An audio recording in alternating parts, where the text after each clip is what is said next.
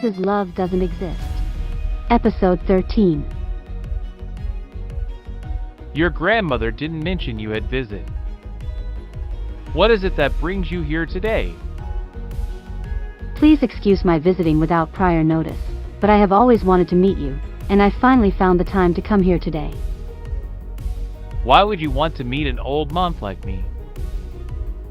Because you are the person who changed my fate. Grandmother heeded your words, and changed the fate of another family just for her granddaughter's sake. How did you know that? That's not what's important. The important thing is that I must know the reason why we can't return to our rightful places before 25 years of age. O Bodhisattva, goddess of mercy. I felt something rise within me as I saw the old man close his eyes and begin to pray his mantra with his beads. Rage and a sense of injustice. Tell me, why do my birth parents and I have to live as strangers for 25 whole years, for this grandmother and her granddaughter?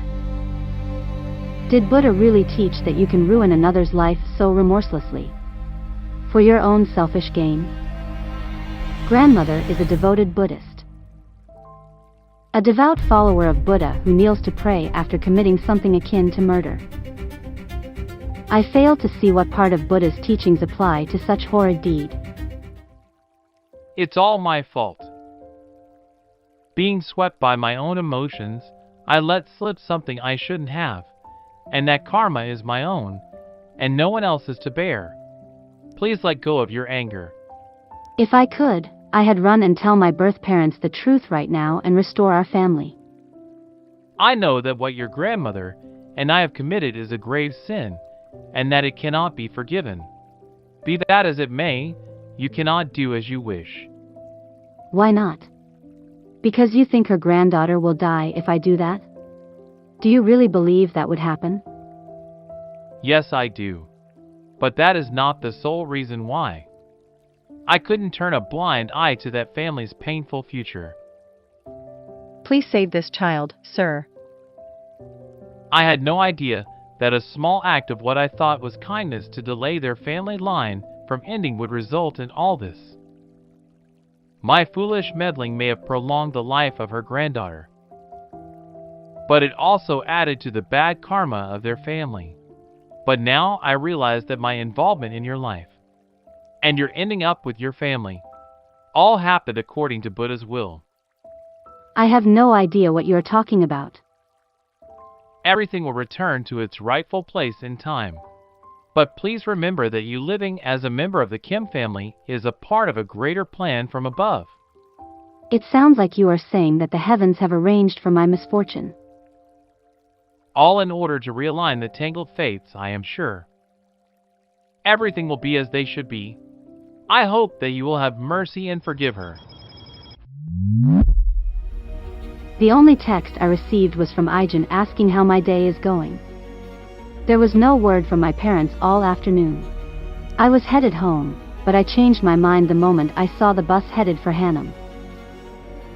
I'm sure I will be able to find out what's going on with my parents at grandmother's. Whatever it is, I'm not afraid. The monk said that everything will be as they should in time. But I had rather everything be revealed now. Who is it? It's me, grandmother. I heard you were sick. What are you doing here unannounced? Neither your parents are here. My parents aren't here? Where are they? I didn't know. I'm sure they will come home if you wait patiently. Go now. I'm unwell. By the sounds of it, something definitely happened between her and my parents. It's probably what I suspect it is. There is something you two must know. She revealed the secret that Yunhai and I were switched at birth.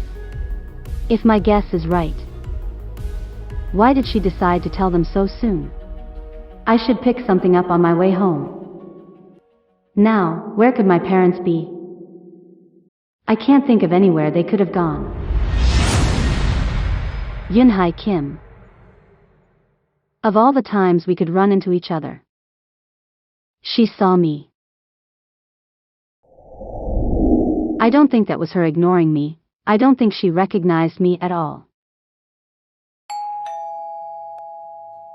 I should get going. Is that you, Yunhai? The warm voice from the speakers made me freeze in my steps. Mom. It's so hot out, open the door. Of course. Come on in, honey. I have never heard her voice sound so lively. The time I spent with my birth mother in my former life was very short. So you are our daughter. Cian. And that short time we shared was filled with grief and pain, without anything to call a fond memory. The only memories I have are of her weak, tearful voice, and moments that make my heart ache in suffocating pain. I'm so sorry, Cian. Hearing her lively voice, I realized that she has never smiled or laughed once in my presence. Is that you, Yunhai? Of course. Come on in, honey. I finally got to hear my mother sound so happy, and yet, my heart. I ached so much that I thought it might burst.